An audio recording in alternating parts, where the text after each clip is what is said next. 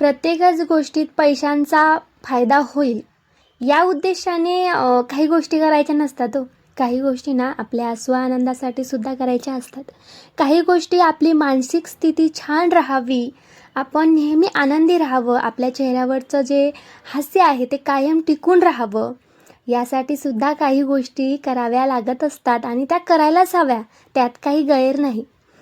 तर व्हिडिओज बनवणं हा माझा छंद आहे, माझी आवड आहे आणि ही आवड मी गेली 3 वर्षे जपत आहे.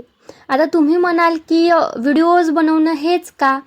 तर हे बघा, व्हिडिओज बनवणं हेच म्हणून नाही, तर माझं एक असं स्वभाव आहे की मला ना कधीच असं रिकामं नाही राहावं असं वाटत.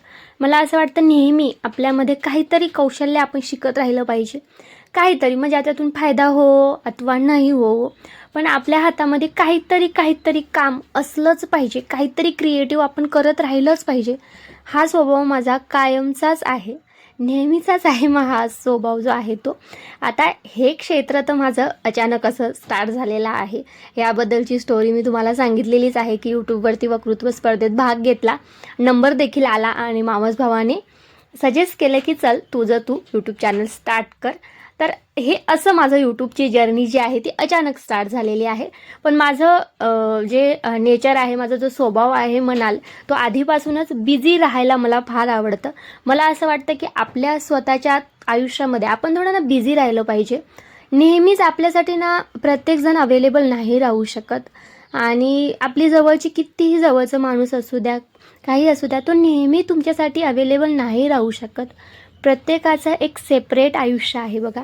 जरी आपण एका घरात राहिलो, एकमेकांशी आपण निगडीत असलो, एकमेकांशी आपण बांधिलकी असली आपली नातेसंबंधामध्ये, तरीसुद्धा प्रत्येकाचं आयुष्य हे वेगवेगळं आहे, सेपरेट आहे. प्रत्येकाचे विचार वेगळे आहेत, प्रत्येकाचं बोलण्याची, वागण्याची, एखाद्या गोष्टीवरती त्याचं जे विचार मांडण्याची पद्धत आहे, ते सगळ्या गोष्टी डिफरंट आहेत, सगळं वेगळं आहे.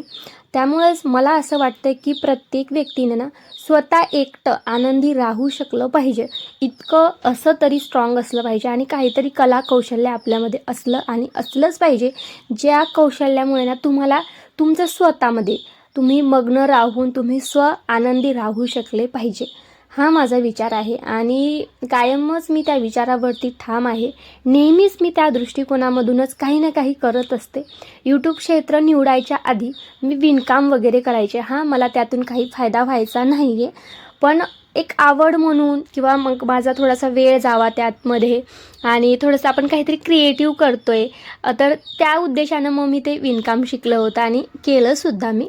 स्टार्टिंगला मला लग्न झाल्यानंतर 2-3 वर्षानंतर अबीर झालेला आहे, म्हणजे बरेच थोडंसं प्रॉब्लेम्स येत होते प्रेग्नेन्सीमध्ये. त्यानंतर जाऊन 3 वर्षानंतर अबीर झालेला आहे.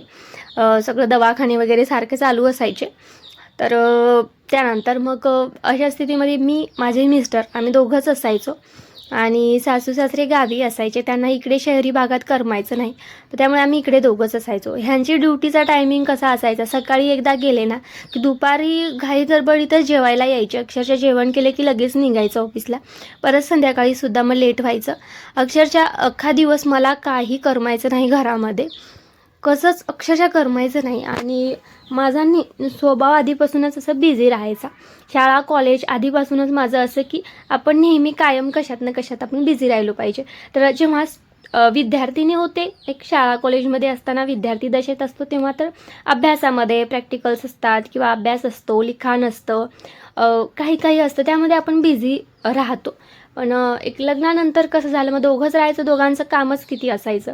कामं उरकली की मग मला नाही करमायचं, मग असं अजिबातच करमायचं नाही अक्षरशः. आणि ह्यांना ऑफिसचे कामं असायचे, ह्यांना आपण सारखं फोन करून नाही ना डिस्टर्ब करू शकत, असं व्हायचं. तर मग मी विणकाम शिकलेलं. एक ताई होत्या, त्यांच्याकडून मग त्यांना खूप छान विणकाम यायचं. मग मी म्हटलं तुम्ही मला शिकवाल का? मग त्यांनी लगेच मला शिकवलं. त्यांच्याकडे जात राहिले आणि शिकवून घेतलं. आणि मग नंतर असं मला आवड निर्माण झाली विणकामामध्ये की मग मी माझं घरातलं काम आवरलं की लगेच मग विणकाम करायला बसायचे. मग गावी मी भरपूर वस्तू बनवून ठेवलेल्या आहेत. माझे जे नंदनबाई आहेत वगैरे त्यांना पण दिलेल्या आहेत. विणकामाच्या वस्तू. तर सध्या तरी काही यूट्यूबमुळं जमत नाही आहे, पण सांगायचा उद्देश हाच की मला ना असं बिझी राहायला आवडतं, काहीतरी क्रिएटिव्ह आपण करत राहिलं पाहिजे. म्हणजे मला विणकाम शिकलं ना, मग एखादी वस्तू तयार करायची, ती वस्तू अक्षरशः तयार झाली ना की इतकं छान वाटायचं की चला आपण काहीतरी बनवलं आहे, आपण स्वतः बनवलं आहे, असं एक समाधान भेटायचं त्याच्यातून. अगदी असंच समाधान मला ना व्हिडिओ बनवून मिळतं. तर व्हिडिओ बनवून मला फार खूप सारे पैसे मिळतात असं नाही आहे. यूट्यूब क्षेत्रामध्ये प्रत्येकालाच एवढी सारी इन्कम भेटत नाही, हे सत्य आहे. आणि यूट्यूब मॉनिटाईज होण्याआधी तर अक्षरशः 1 रुपयाही तुम्हाला मिळत नाही. अक्षरशः फुकट काम करावं लागतं तुम्हाला इथे. जेव्हा चॅनल मॉनिटाईज होतं त्यानंतर थोडं थोडं जे आहेत पैसे जमा व्हायला स्टार्ट होतात, तेही थोडे थोडे. तुमच्या जर व्ह्यूज जास्त नसतील तुमच्या चॅनलवरती तर अगदीच थोडे थोडे पैसे जमा होतात. तर माझं हा व्हिडिओचा सांगायचा उद्देश हाच आहे की प्रत्येकच गोष्टीचं मूल्यमापन पैशात आपण करू शकत नाही. काही गोष्टी ज्या आहे ना त्या स्व आनंदासाठी करायला हव्या आणि त्यातून खरंच आपल्याला आनंद मिळतोय का हे बघायला हवं. आणि मला ह्यातून आनंद मिळतोय, त्यामुळे मी कंटिन्यू करणार आहे. धन्यवाद.